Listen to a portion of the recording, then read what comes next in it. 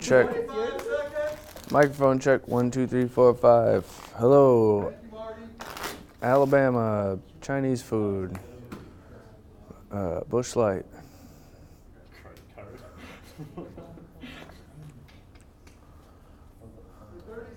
I bet the Prius. 30. I'm keeping all this change for the pizza again.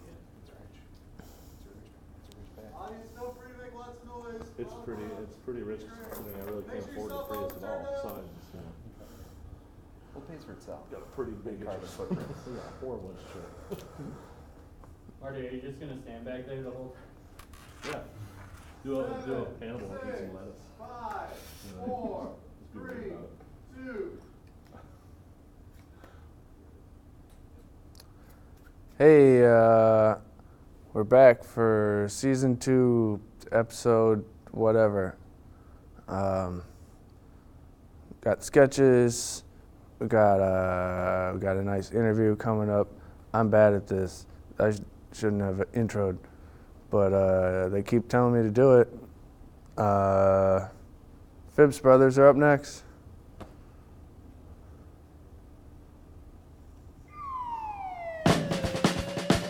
Gotta keep the wave going. It don't matter where I've been. I gotta keep the wave going. Where I've been, I'll never be again. And there's no way to know it. All this shit that I knew then. I gotta keep the wave going.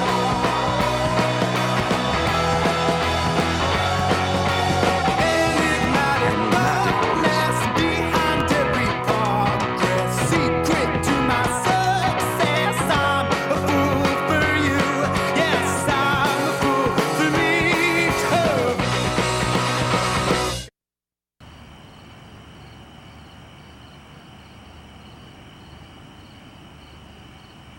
Twos are wild.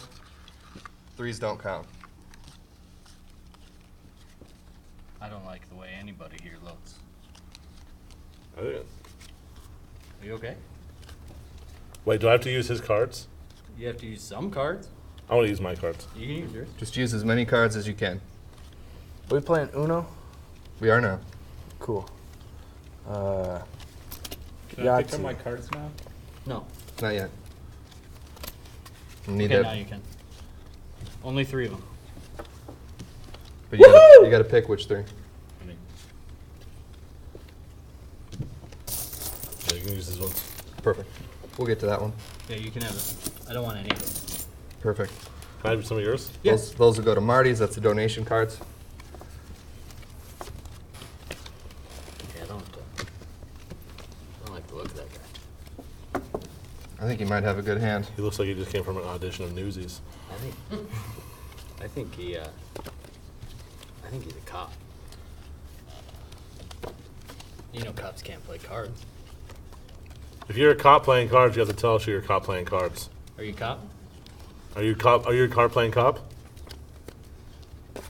No. I didn't buy it.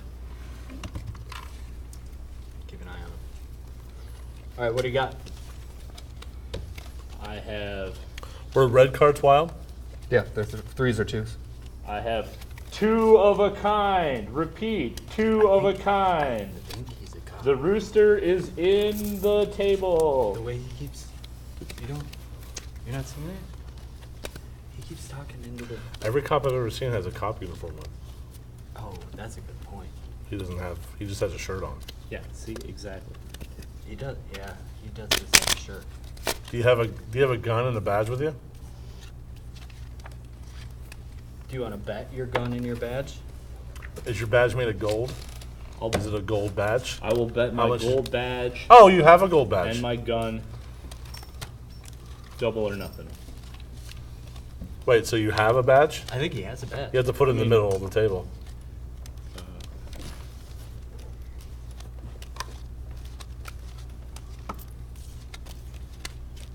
It's a Target gift card.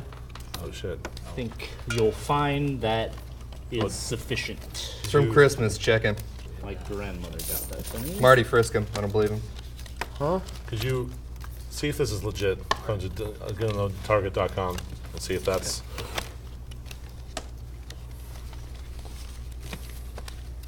Yeah, is this All guy a right, cop? I call. Oh, he is? I knew it. Yeah, I really knew it. He's I got guess a good I'll hand. look at- It doesn't even look. I have the ace of spades. What do you got, Marty? No, you're The right. ace of spades. No, he doesn't. He did lose a little bit of weight, I suppose. He's very thin for a cop. He's a very thin cop. He's this Phelps cop. Yeah. He's one of those that will chase you down just for fun. Eating them gluten-free donuts. Yep, okay, thanks. Yeah, what is your favorite donut? Jelly. I mean, I don't have one. He does. That was pretty smooth, That was- actually. That was oh pretty good. man, he really. I thought I was going to trip him up on that one. He just totally just handled Good. it. They It was still pretty don't good. know. We just need confirmation that he's a cop, and we can move forward. Do you want to point this gun at him? Can we do that? You can. Okay, I'll try. Because if you point a gun at them, if you're white, they just have to tell you to not do that. Oh, well, let's see what he does. Yeah. Sir, please do not Hmm? point that firearm at me. I fucking told you, man. This guy's a cop. He's a cop. I knew it. That's it. I'm gonna have to shoot him. I'm gonna shoot him. I'm gonna. No, I'm gonna have to. Don't. Eventually, I am going to shoot you. please, whatever you.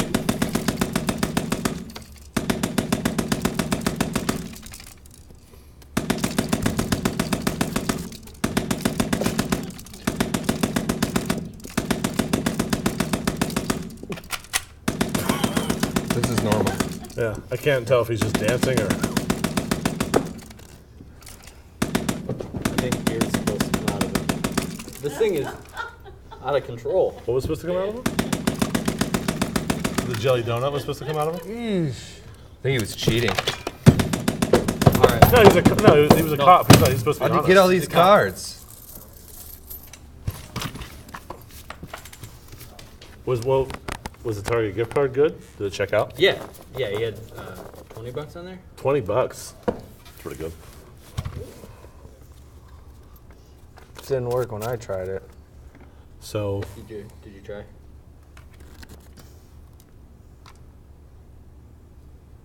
no, Must have been out of bullets. no, we're not. You need better form. Oh. I'll miss you. There it is. Okay. Okay. Somehow it fired a whole bunch. He looks Now enlightened. He's okay. He actually looks like he's doing better. Yeah. He looks Now. happier. This guy. He's in a better place now. Oh shit! He's alive. Let's get out of here. Hey, no, as a police officer, do you have any medical training? Because he just shot himself. Oh, God. I told you he was a cop. He's just trying to save somebody, like a hero. Yeah, no. Yep. Get him. Yep.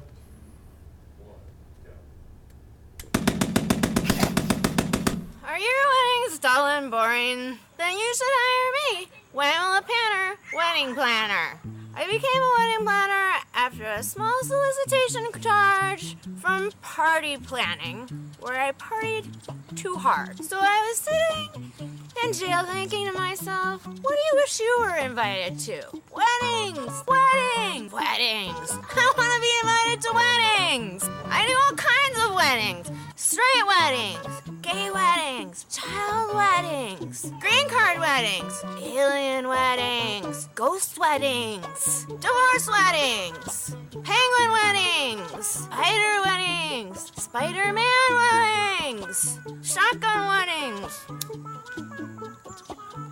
handgun weddings. But I won't do any more dolphin weddings. I will not go back to jail. Jail weddings! I provide services for your weddings such as catering from TGA Friday, Screw You Applebee's, and almost anything goes chicken dance. Mostly live flowers, a full contact bouquet toss, a baby buffet. Don't worry, they're grass fed. Family friendly music from the heads. Celebrity guests including Fancy Ray, Soul Asylum, or Prince. Dishwasher safe, not any cake toppers. The priest will be ordained, but he will be the only thing ordinary about your wedding. Worried about throwing rice? Then have your wedding in Robbinsdale where the birds are already dead. Hire me, Whamela Panner, for your full service wedding needs. Let me plan my wedding for you. wedding planner.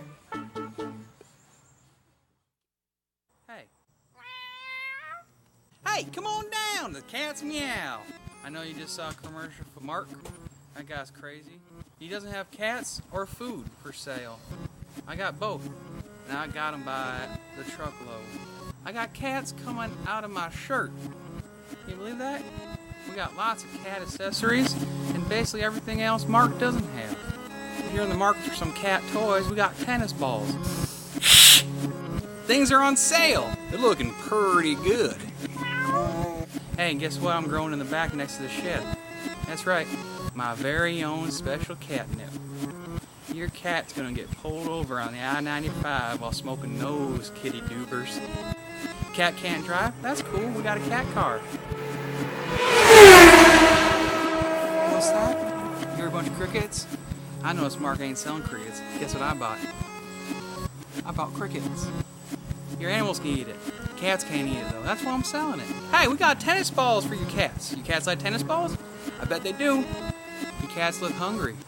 I got so many aisle of cat food for you. Well, if they don't look hungry, you should buy one, starve it, and make it look hungry, and come back and get food from us. I want to say something to my feline friends out there. You listening? Don't you worry about what I told your felines. I told them to come on down to the store. Believe me, you can call me at 1-800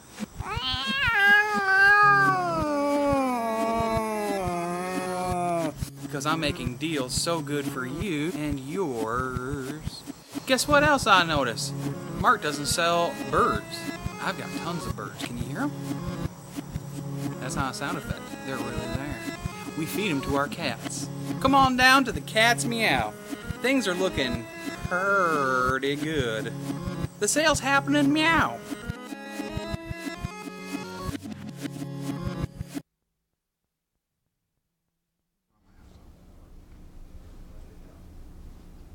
Hey everybody, welcome back to Fibs Brothers. Thank you for joining us. We're here with our special guest, John Dick Winters is here along with Patricia. He is the founder of Race to the Coffin Comedy. His album is available for free on YouTube, Celebrate the Ugly Things, and he's in the middle of his Sleep Hackney comedy tour. Please welcome John Dick Winters, everyone. Woo! Hi. Thanks for being here, John. How you doing? I'm doing good. Wonderful. Is Patricia treating you okay there? She started to warm up to you? Yeah, she did not like me when I first came in, but no. We're pretty good now. I gave her some bacon, gave her some pets and cuddles. That's all you need. I made her feel better. She was a little insecure about her weird ear, but we talked about it. Yeah. You know what I mean? Well, she can get that way. How are you doing, Patricia? She's in heaven. What do you mean? So, you live in Pittsburgh. I do. But you didn't live there your entire life. Where did you grow up? I grew up all the way 100 miles east in a town called Altoona, Pennsylvania. Oh. And I moved to Pittsburgh the week that I turned 19. Okay. Yeah. And what prompted that?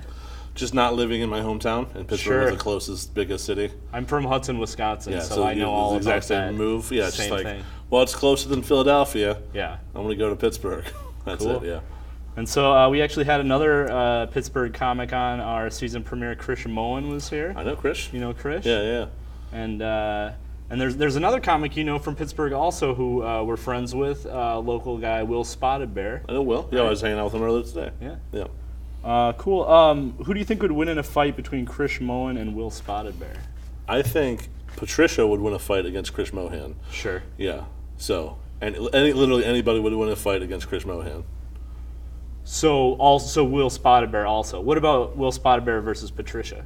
That's the thing with Will. I think Will's kind of a nice guy, and I don't think he would fight Patricia. He wouldn't have it in him. Yeah, no, not at all. I think he comes off as being like a big tough guy, but I think he's a big old softy. Yeah, he's a Teddy Spotted Bear. Will Spotted Teddy Bear. Yeah. Or you could improve it. I don't want to one up you on your own show. You did not work that well. It's not hard. So when did you start doing comedy? Was that in Pittsburgh then? Or? Yes. You asked me when, then you asked me where. Which one would you like me to answer? If it wasn't in Pittsburgh, then it would have to be before you were. Yeah, 19. no, I started in Pittsburgh. It was January 24th, 2012. Where was that at? It was a place called the Smiling Moose, which is a bar that had an open mic on a Tuesday, and I was going for weeks to watch. Sure. And after I convinced myself that I absolutely could not be the worst, it'd be impossible to be the worst comedian on this open mic. I'm like, oh, now I'm going to go do it. And bonus story about that open mic: 8 months later, I got banned for life from that bar for fighting another comedian. Oh, really? Yeah, he threatened me. Was it Chris Mullen? Wasn't Chris Mullen. The story goes, this comedian who went before me told these really bad rape jokes, as opposed to the really good rape jokes. Sure. And he told a rape joke about raping the bartender of the bar. Wow. And I went up and I just destroyed him. Yeah. And then he did not like that. And then he was literally threatening me while I was on stage. And I Chris rocked the microphone, just dropped it, and attacked him. And then I got thrown out of the bar forever. Huh. So I'm not a hero or anything, but I did tackle that one guy. It seems like that's the guy that should have got banned from the bar. Well, no, I mean the bar was definitely everyone was on my side, kind of, but they really can't condone violence at the same time. But they were kind of on my side, but they also had to tell me to leave and please don't come back. Yeah.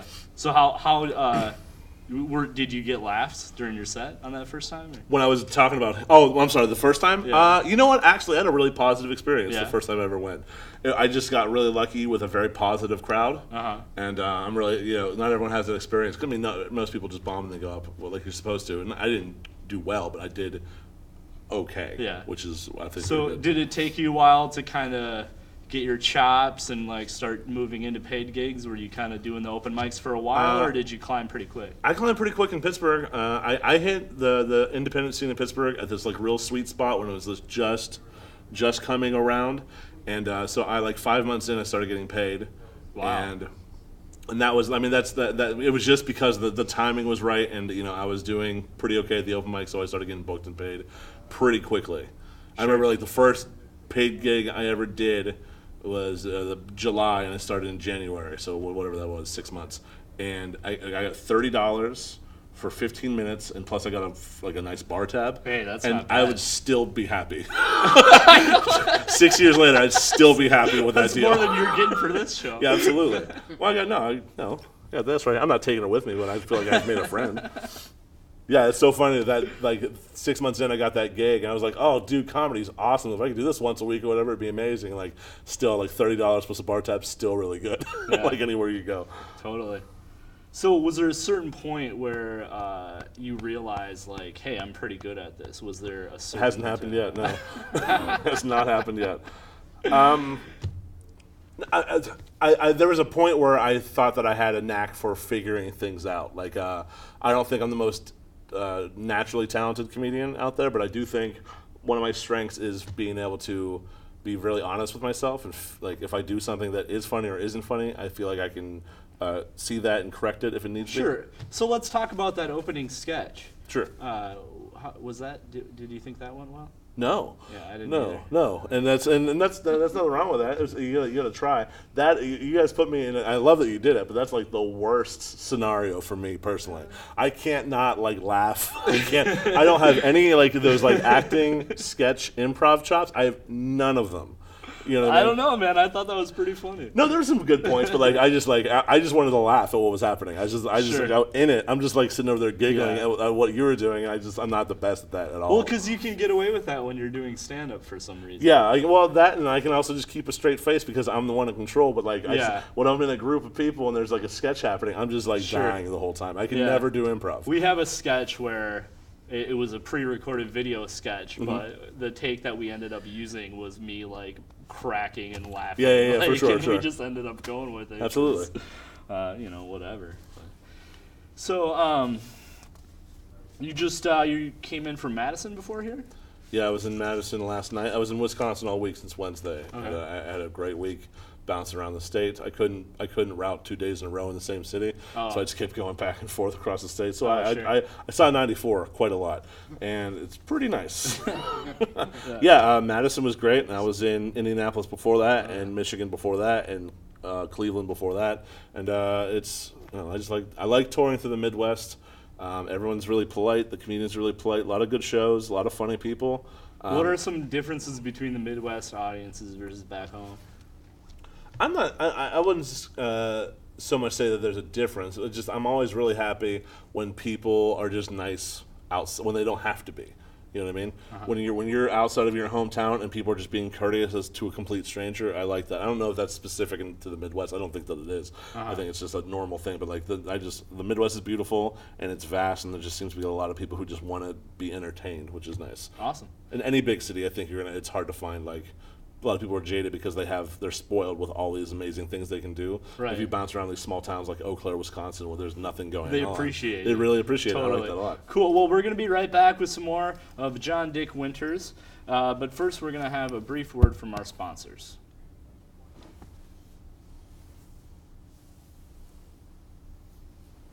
Before we start Hipster Cop episode part 3, we're going to give you a warning. Don't try any of these stunts at home because you're going to get hurt, and it's not our fault.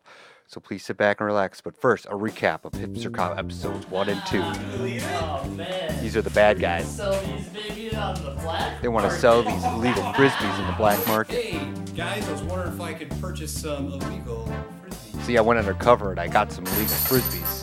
Just kidding, I am actually And I was a cop. I lied to You're them. under arrest for selling these things. They're illegal. Then I arrested these dumb perps. They didn't like it at all. Who gave you this? Then I interrogated them to try to figure out who their boss was. He didn't want to say nothing. Then this guy spits on my table. Okay? I was so mad. I got so mad. Then I found out I was cleaning the table. And I was like, okay, cool. I'm gonna get really mad. Then I got mad. I'm gonna get mad. I got super mad. The guy cried. All right, fine. I'll tell you this. My boss is a baby. Then I found out the boss is a baby. And I was like, all You know what I'm right. gonna do? I'm gonna go find this boss baby. Here. That's where we are now. Take these. I'm on the house. I'm gonna go find that boss baby. Get ready. Hipster Cop Part 3 of the Boss Baby series. This is it. This is Boss Baby's lair. I wonder if he's home.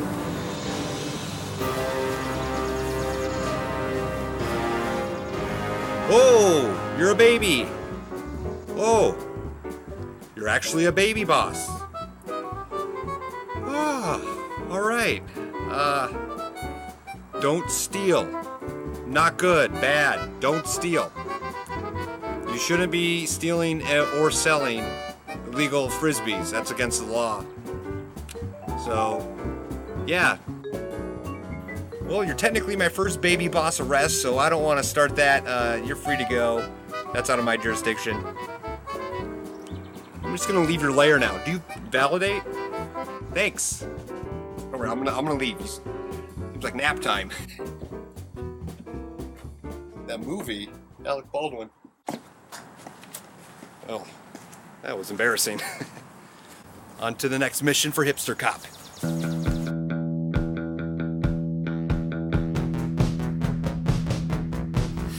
Nope, not even Hipster Cop's gonna arrest a baby. Not a cute little baby like that. Hey, thanks for watching. My name's Miles Davis, the Hipster Cop, and it's been a pleasure serving this community. Free, sucker. Oh, there's actually a crime being committed. Hey, free, sucker! Hey everyone, Hipster Cop here. Thanks for watching the series of Baby Boss, of Hipster Cop, of all the fun that we had together. Don't worry, nobody was hurt in the making of this 3-part series. I hope you weren't either, so that's why we had that warning. Don't try any of these stunts at home. Beep boop bop, beep boop bop. Oh hey, a DVD extra. Let's talk to the actors. No, I mean, this is my first time doing a job in Hollyweird. Was Hipster Cop. Yeah, I don't know. I didn't really get it. He was a cop, but his hat looked more like maybe like a pilot's hat or something. Told me to spit, and I did, like a lot. Had to go to the doctor. Mouth got a salivary gland infection after that shoot. It was supposed to be funny, which I must say, I didn't. It's like I got it, but I didn't get why it was supposed to be funny. If that makes sense. But, 100 views, I think, kind of proves it. It's worth it. Can I go?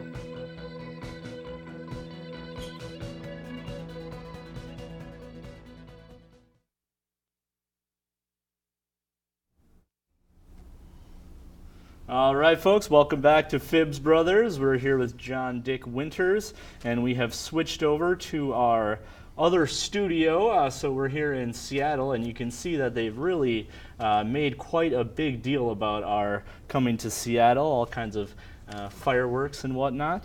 So do you still work as a sous chef? Not for many years. No. Now, yeah, I was a chef for a long time, and then once I started taking comedy seriously, I got rid of that. That's not really a very conducive lifestyle to doing jokes. Sure. You know? Yeah.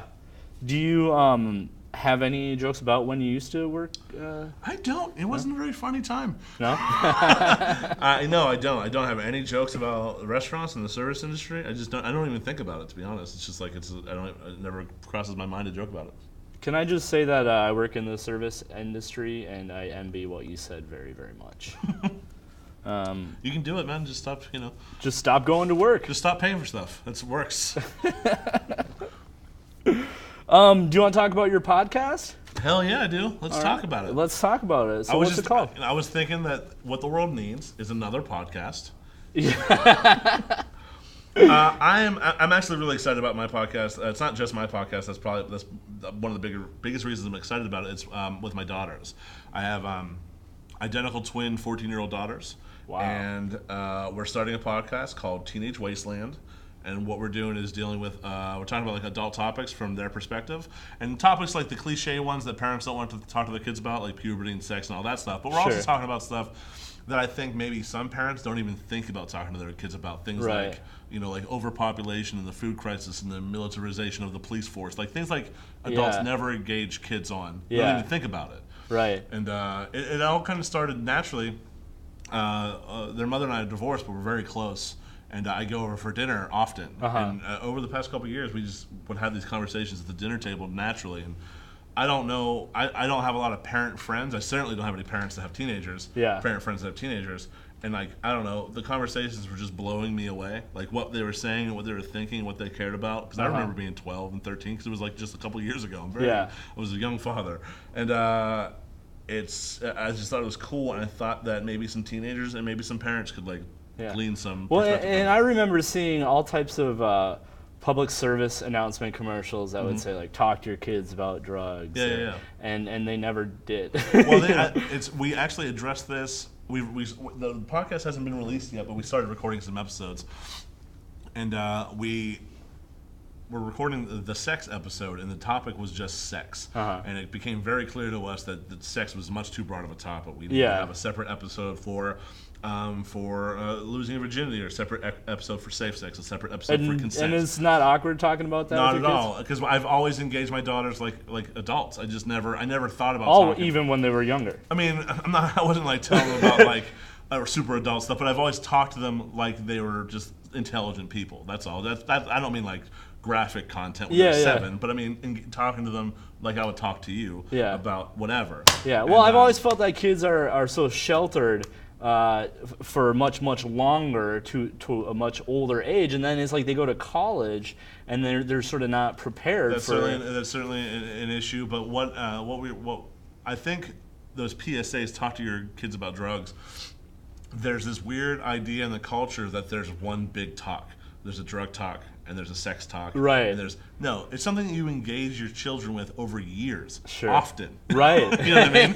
Like there's no such thing as the sex talk. The birds and the bees. It doesn't exist. It doesn't, because we do comedy, and how many jokes do you hear? Like the comic will say something, and they're like, and that's the closest I ever got to the sex talk with my parents. That's the punchline. I hear that joke everywhere I go. Right. But there is no sex talk. You and just talk to your kids. If we had gotten the sex talk, we wouldn't be compelled to do it in front of strangers. Sex in front of strangers? I don't know. I like to think I'd still be doing sex in front of strangers, regardless of my parents. Well, I'm so sorry, but we're out of time here. Right. So you can see John Dick Winters will be in Des Moines, Iowa this Thursday. Mm-hmm. You can also see Casey Flesh and myself will be performing at 10K Brewing this Saturday. Next, Fibs Brothers, September 11th with Daniel Ratterstrong. Thank you so much for joining us. Thank you for the audience for coming out. Have a good night, everybody. Now